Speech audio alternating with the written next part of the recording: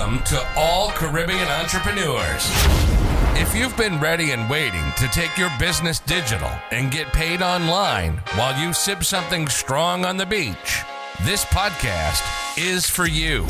We'll hear from the Caribbean's finest entrepreneurs on topics like e-commerce, business development, brand building, social media, their wins and failures. This is the only place in the region helping you navigate the digital age from the Caribbean's perspective.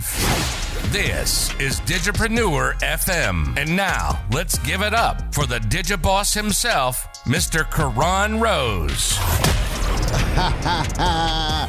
Thank you to everybody tuning in to another episode of the Digipreneur FM podcast. And as usual, it is your host, Mr. Rose. DJ, you got it. You know what to do. You got to fade us all the way out because we got to talk to the people. We got to name that DJ. What DJ got to talk to me. What's your name, DJ? It is Thursday, October 12th, 2023, episode number 138. Woo! You know, it's really encouraging when I'm looking at some of the podcast hosts and their shows that I've been listening to over the years, right? And I mean years. Like there's some podcasts I've been listening to since, 2016, 2017, and I'm seeing, episodes 300 and something, right? Because they do the majority of people do one a week. I do two. Typically, I would do two. Well, you guys know I typically do two a week, right?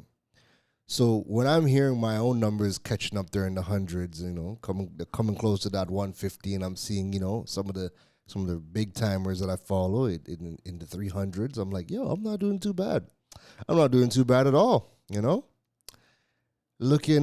looking good. It's looking good. It's just encouraging, because what people don't know is that we have a lot of people that start podcasts, and there's something in the industry called pod fade, and essentially what that is after all the statistics show that 75% of podcasts die by the 7th episode, and typically that happens because people, one, either don't know how much work goes into podcasts, or they start off hot and sweaty, thinking that it's going to be a huge thing, and it doesn't do the numbers that they want, and by the 7th episode, they've called it quits.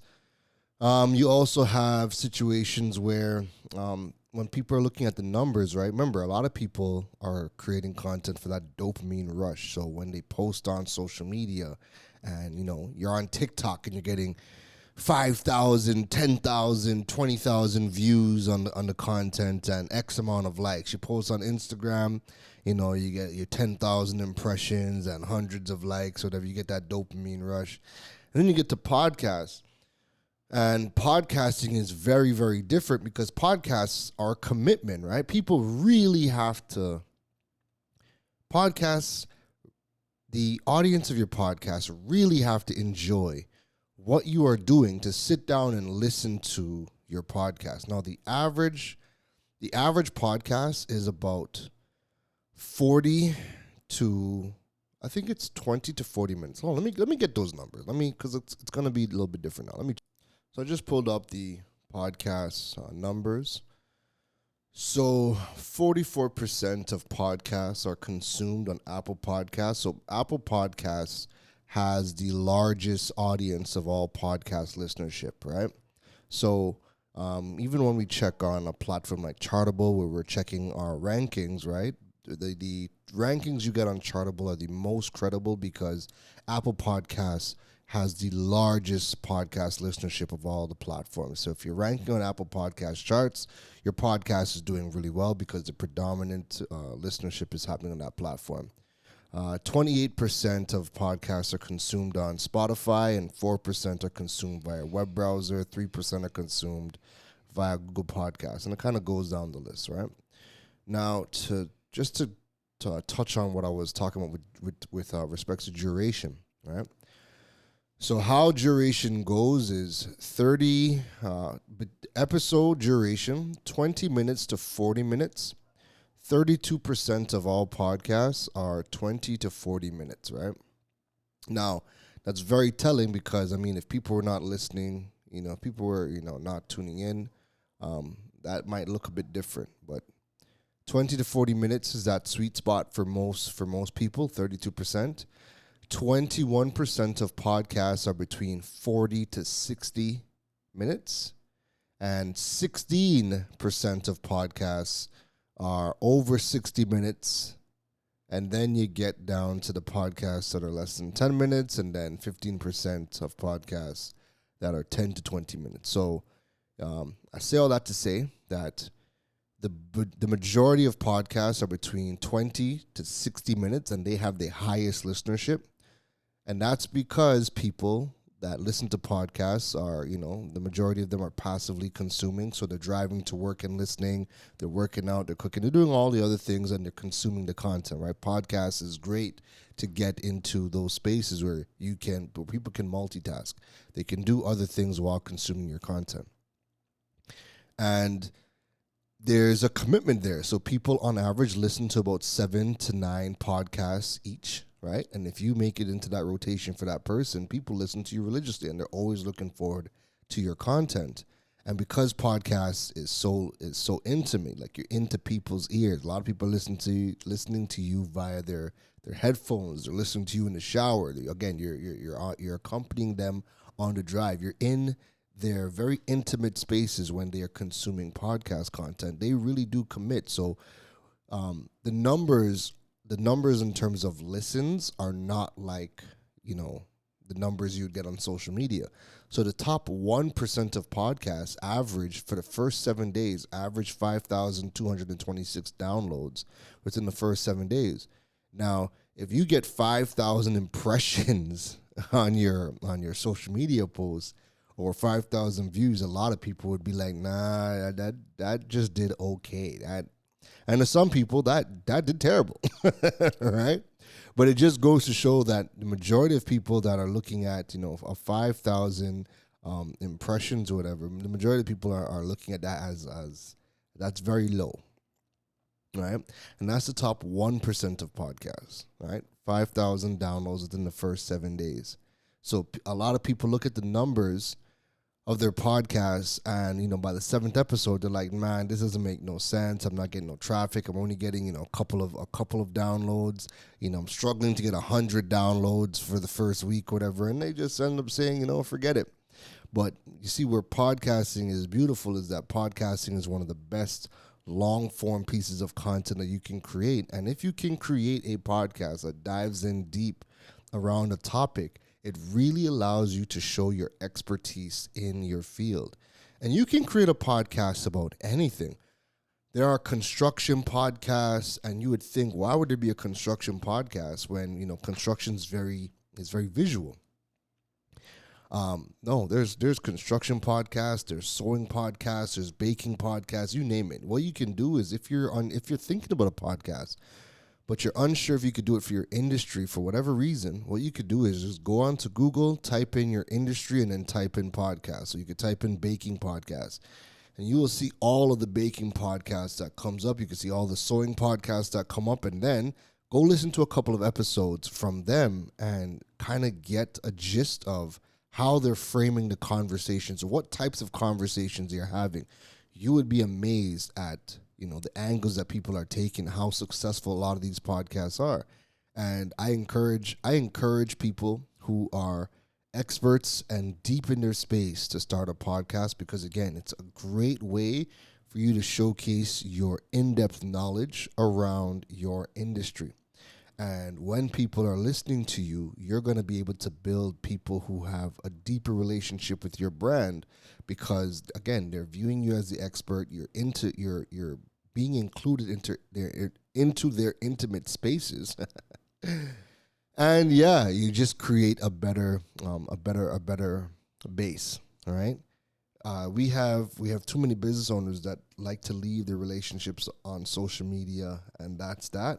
And those relationships on social media, I mean, the community is good, but there's levels to how much people, are willing to commit to your brand. And when you have your long form pieces of content and you have your YouTube channel, you have your blogs, your email list, your podcasts, the people who are consuming your content on those platforms, and they're subscribing to the email list, your notifications list, your YouTube channel, those people have deeper relations than the people who just follow you on social media. All right, those platforms I just mentioned, those people have deeper relationships with your brand. So keep that in mind when you're thinking about whether you want to do a podcast, start a blog, or even a YouTube channel. The email list, a push notifications list, like all these things allow for people to have a deeper bond with your brand and somebody just following you casually on social media. That being said, that's kind of a bit of a segue into today's topic. So we're going to be diving deep into a topic that's become increasingly crucial in the digital age, the evolving landscape of marketing. Now, as businesses strive to establish their authority and connect authentically with their audience, the age-old debate of in-house versus outsourced marketing has taken a whole new turn. Now, the question we're going to be asking today is it better to have an internal team that understands your industry inside and out, crafting the content that educates and resonates and showcases that deep knowledge about your industry? Or is it better, or should we be leaning on the expertise of outsourced teams like marketing agencies, freelancers, that type of thing? Should we be leaning on their expertise, especially when it comes to creating ads? So the choices that we make in this arena can profoundly impact our brand's perception and success. So whether you're a startup founder, a seasoned business owner, or someone keen on understanding the intricacies of modern marketing, this episode is really for you. And this is something that I'm gonna come out the gate and say it. I personally don't think that anybody should be outsourcing their marketing anymore. I don't think that people should be outsourcing their marketing anymore. And the main reason is that marketing today requires expertise. When people are looking to work with a brand, a business, they're looking to work with people who understand their industry, right? When you have a problem. Remember, businesses are in business to solve a problem, right? And now with how social media is, with how, every single platform, not just social media, every platform requires content. Is it that you plan on doing trending sounds for every piece of content you're doing? Is it that you plan on running commercials and ads for everything? These things used to work on traditional platforms, right? You have your ad in the papers. When it was just radio, papers, TV, your ads worked, right? But now people need more. They need to be convinced. They need to be edified about what the industry is about. They need to be educated about the problems. They need to be educated about the solutions. You can't do that in ads, all right? And when you're working with agencies and freelancers and you're outsourcing this, they have tons of clients, especially the agencies. These people have, tons of clients, 20 plus clients in industries all over the place. Your outsourced teams could never understand your industry versus companies learning how to hire the right people to build their internal teams to then now create everything that they need to create for their brands and their businesses, right? So we're gonna be that's really the gist of the topic. So let's dive right into that. Should businesses focus on hiring the right in-house marketing team, or should they continue to outsource to agencies and freelancers who do not have intimate knowledge of their industry? Now, I'll also say this. In Trinidad and Tobago and the Caribbean, we are outsourcing heavily. We outsource heavily, right?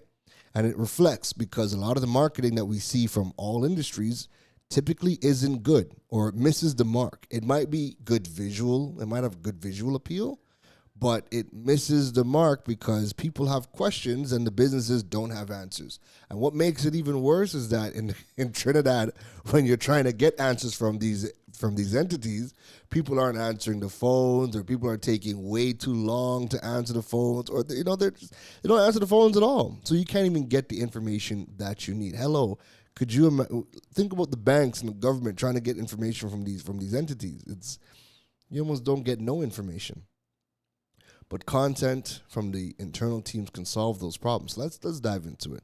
So the first point that I'm going to make, right, is now I've been touching on it. And this is the most important point to me, right? Deep industry knowledge. So point number one as to why you need to have the right internal team versus outsourcing it is deep industry knowledge. An in-house marketing team being part of the company will have a deeper understanding of the industry, its nuances, and the specific challenges faced by the business. This intimate knowledge allows them to craft marketing strategies and content that resonate more authentically with the target audience. Now, in contrast, an outsourced agency or freelancer might have a superficial understanding of the industry, leading to generic content that does not stand out. And I stand on that. Working with a bunch of agencies, looking at the output, right? Even looking at the output, the content they produce is highly superficial. And that might get some eyeballs. If it's trendy enough, if it's funny enough, whatever, it might get some eyeballs. But that's not going to lead people to make a decision. Now, if you're creating, deep industry content, and I personally believe that content today requires expertise in the field. I firmly believe that, right? You will never be able to change my mind on that. I believe that content today requires industry knowledge, right? Because when somebody is looking to make a decision, they're looking to understand their problems and understand the solution that you're bringing out to the market, whatever the industry is in, right? If I'm coming to learn how to sew, if I'm coming to learn how to bake, if I'm coming to learn how to draw, I need to know that you know what you're talking about and that you are an expert and that you could guide me on the way forward. You're not going to be able to translate your expertise and your in-depth knowledge via ads, via catchy ads. That's just not what ads are for, all right? So because when you think of all of the platforms that are available to us, social media, podcasts, YouTube, all these things want content. And we are so trained now to bypass ads. We are so trained to bypass ads. Matter of fact, the only time I personally think you should be running a campaign or boosting your content, because most people just go on social and boost the content. I only think you really should be boosting your best performing content. Like if you have 5 tips on how to do, 5 tips on how to make pancakes, and that's doing really well, boost that. Don't boost the product photo. We are trained to bypass these things, right? So the main reason to me why businesses and companies and entrepreneurs need to have the marketing happening internally is because of the deep industry knowledge. Content today requires expertise. Your outsourced teams cannot give you that because they have multiple clients. They don't know your industry. The only thing they can really do for you is the things that, like, let's just say if you're not good at shooting videos, I think there's definitely a place to outsource the shooting of the videos, the editing of the videos, shooting of the photography that you might need for whatever the reason is. I think those creative elements, I think those creative assets can definitely be outsourced. But the person would be filming you, the expert. They'd be photographing you, the expert. If they're, editing your podcast, it's still you. You're still getting on a mic and pouring out your industry knowledge, and you're outsourcing it to somebody to put it all together for you. Like the creative aspects, no problem. Outsource that. But the information still needs to come from the organization. But when you are going to agencies and you're saying, come up with a content calendar, they're just coming up with ads, or they're coming up with extremely superficial content because they don't have industry knowledge like the actual business themselves. All right.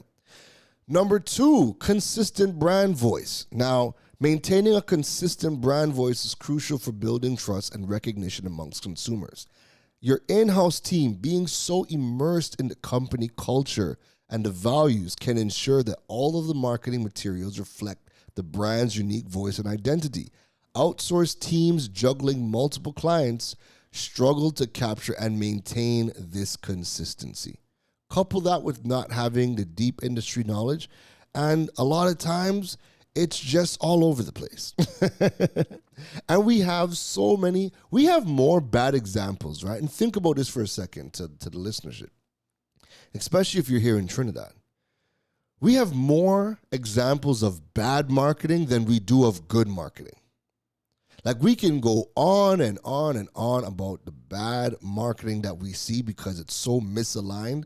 And 9.9 out of 10 times, the content that we see, or the work that we see that we're saying is bad, it's usually coming from the agency. Usually coming from agencies. All right? So keep that in mind. All right? Number 3, and because we are in a fast-paced world, this is critical. Number 3, quick decision-making and adaptability. So the marketing landscape, as we know, is ever evolving. It feels like every day there's something new.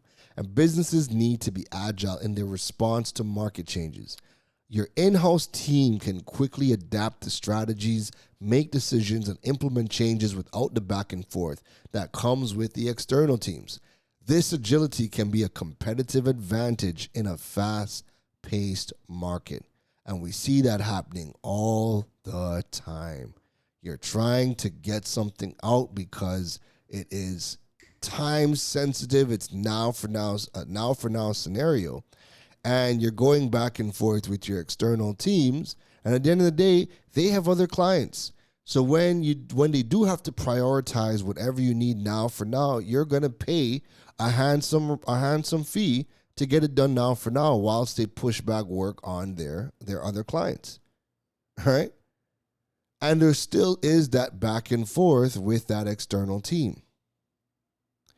Now, I know people that are from the agency or freelancers are listening in, and obviously they're going to be on the other side of this, and they're going to be the ones that are still pushing for outsourcing the marketing.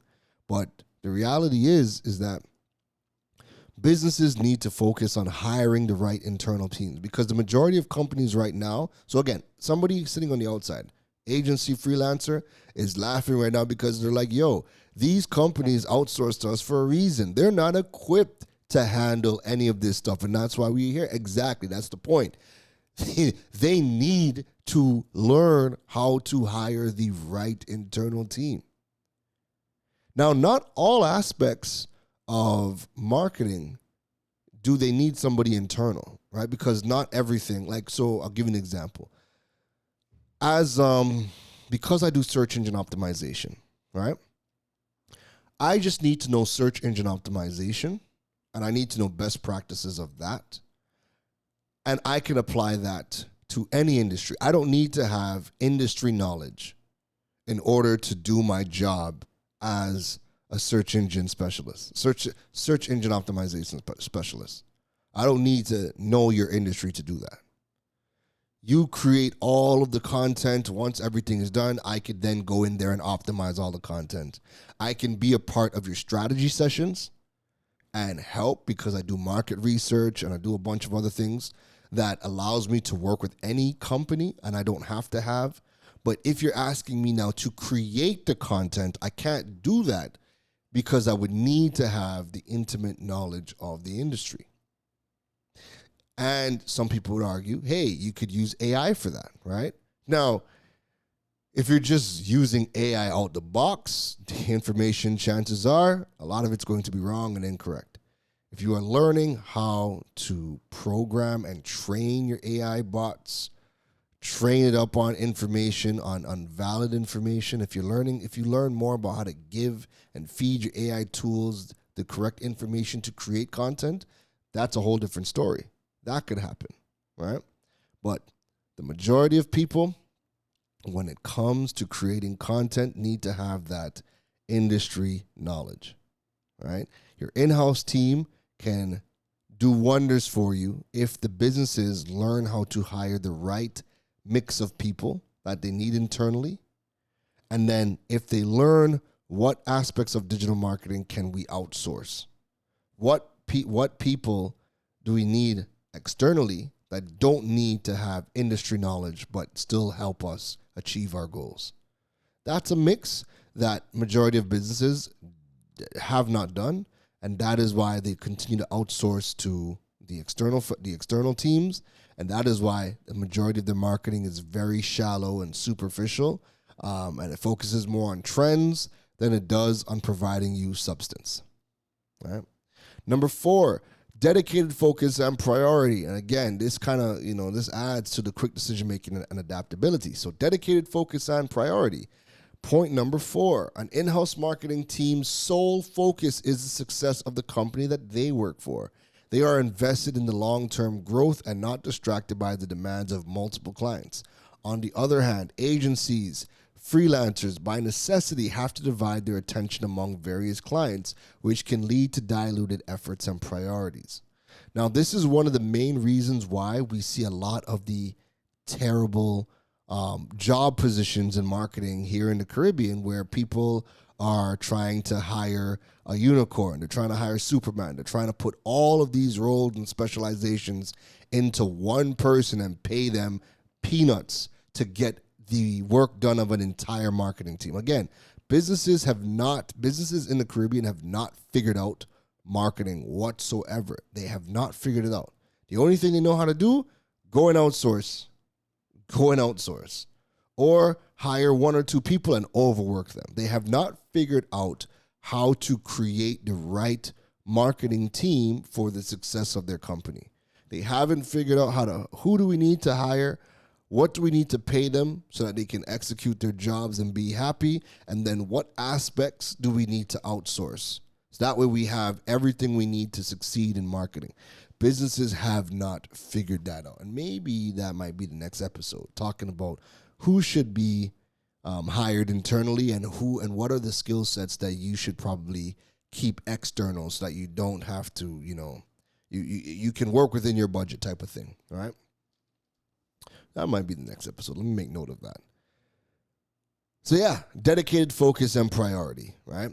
And companies learning how to build that right mix of internal and external is going to be crucial moving forward, right? Because right now, it's too much on the other side. It's either we outsource everything and then it's shallow and superficial content coming out, or they hire 2 people for marketing and overwork them, and then they're constantly trying to rehire to bring in people to fulfill the people that either got fired or quit. So that mix has not been done well in the Caribbean, right? Which brings us to point number 5, enhanced collaboration and synergy. So having marketing personnel in-house fosters better collaboration between departments. What departments you say? Understand this and understand it well. That collaboration we're speaking of is sales, product development, customer service. An in-house team can easily collaborate, share insights, and align their strategies. This integrated approach is often challenging to achieve with outsourced teams who might not have the same level of access or rapport with other departments. Marketing supports sales. Your sales and marketing teams should always they got to be best of friends, right? The sales teams know what their targets are. They know what their targets are. They know what they're trying to achieve. It's marketing's goal to take whatever sales is trying to do and then create everything that they need, create all the activities they need to support them in achieving their goals. All right? And then if your business has e-commerce, your marketing team should also have some sales goals, because marketing can drive sales. If you're e-commerce ready, most definitely your marketing that you do can drive sales online. That's going to be very different than what your salespeople are doing. Right? Your salespeople have their own task. But when your business has e-commerce products and services as well, your marketing team can directly generate revenue for the company. And I mean, we'll probably talk about infrastructure and ways to measure ROI and things like that in another episode. I've done so in pieces of other episodes, but I'm just saying right now, your marketing teams can drive sales when your business is e-commerce ready. All right. So outsourcing might offer some short-term benefits for businesses looking to truly establish themselves as authorities in their industry and create meaningful, impactful content. Building a dedicated house for marketing is always going to be the way forward now with what marketing requires of you. And I want to give you a bit more. So I want to give you some more insights, right? So let me talk about why internal teams are better suited for content marketing and why outsourced teams excel in creating ads that don't necessitate deep industry knowledge. So I'm going to give you guys 4 points to kind of, dive into that aspect. So the point number 1 is content depth versus surface appeal. So internal teams, content marketing often requires a deep understanding of your industry. Not often, all the time. Content marketing requires a deep understanding of your industry, the company's products, services, the target audience's pain points. Internal teams being closely aligned with the company's mission and having first-hand knowledge of its offerings can produce the right content that genuinely resonates with and educates the audience.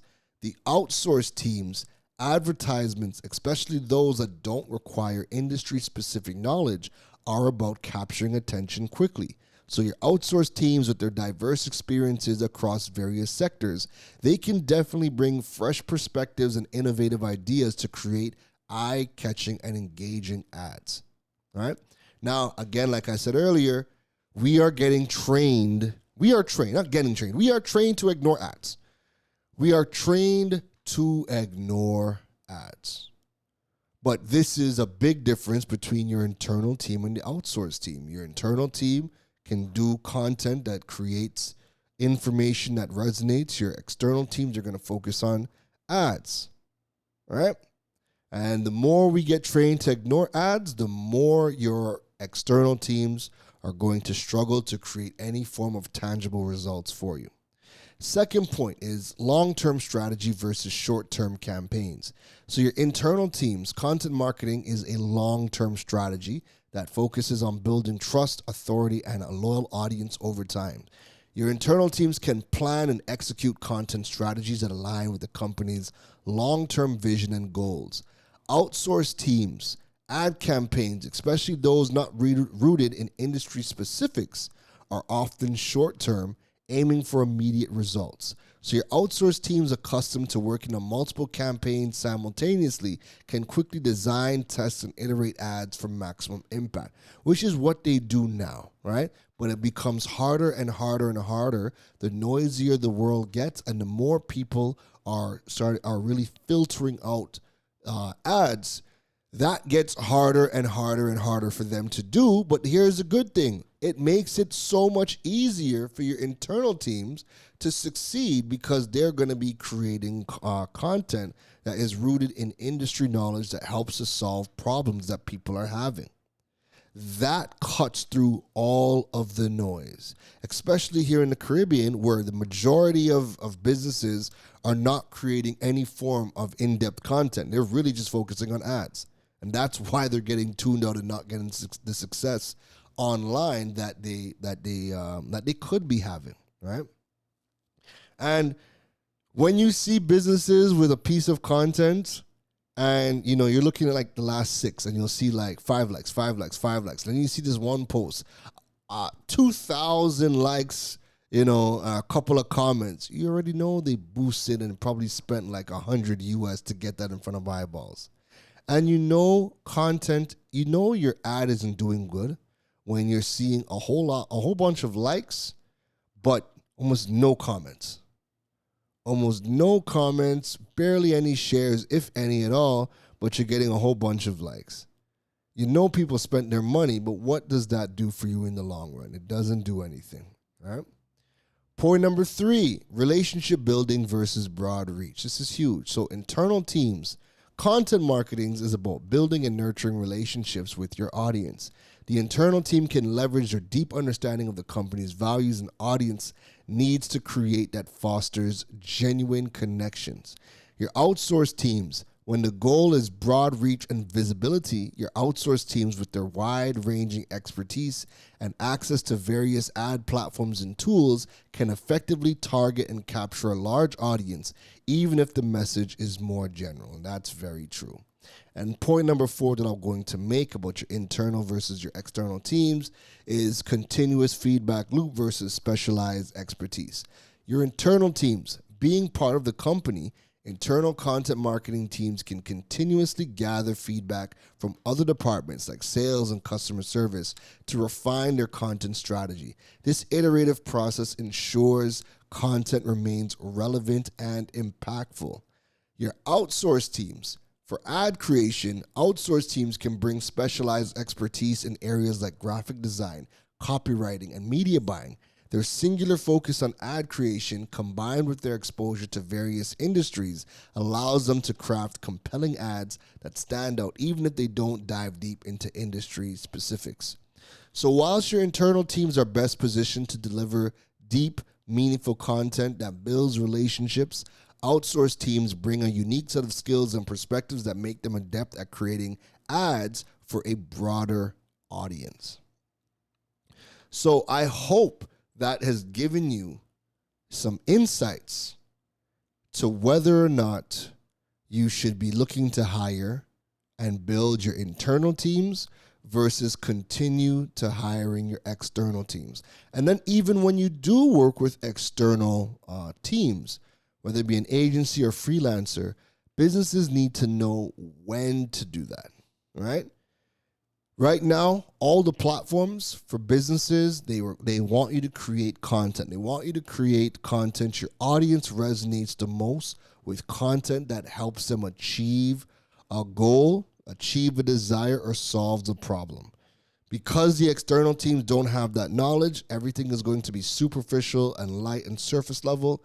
They're going to be really good at creating ads, but in today's world where we are tuning out ads every single day and we're getting better and better and better at tuning out ads, your external teams are going to struggle more and more and more.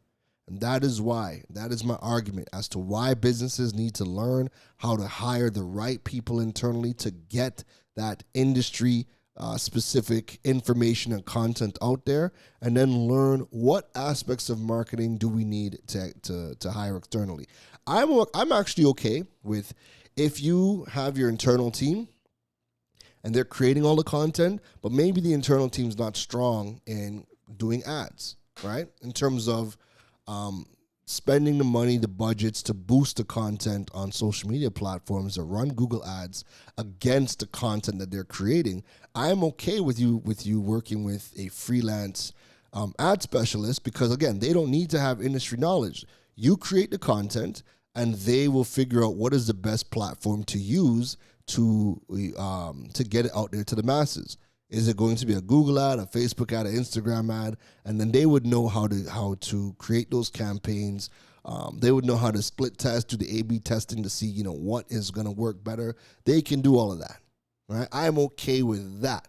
I'm okay with you outsourcing your SEO. An SEO specialist doesn't need to have an in-depth knowledge of your industry. They can come in and optimize the content. They can do research and present the research to you. Then your internal teams take that information and turn it into whatever they need to turn it into. So there's aspects that can definitely be outsourced, but the businesses need to figure out who do we need internally and who do we need externally. And then you have that nice blend of skill sets so that you can achieve your goals. Does that make sense? I'd love to hear from you if that makes sense. And I mean, reach out with any questions you have. Again, this is a hot topic. The majority of the Caribbean region companies, they outsource to agencies and they outsource to freelancers. And then they wonder why they're not getting the type of traction that they would like. Could be very visually appealing stuff, but a lot of the content misses the mark because they're so focused on creating ads. They're focused on doing trends. They're focusing on outsource. And this is why influencer marketing doesn't work in the Caribbean, is because you're working with influencers who are not subject matter experts in their space. So you're bringing in influencers because they have an audience, right? And you're just hoping that just promoting your product and your platform is going to get you sales. And that's not what happens. First of all, you don't even know if that happens because the majority of businesses don't even have the infrastructure in place to track sales of any magnitude. They're just happy to see, oh, look, we got likes. But you fail to realize that people are liking the influencers' content because it's them. It's more congratulations on you working with another brand, but you work with every single brand, so you don't really have any sway or influence for me to go and make a purchase. All right?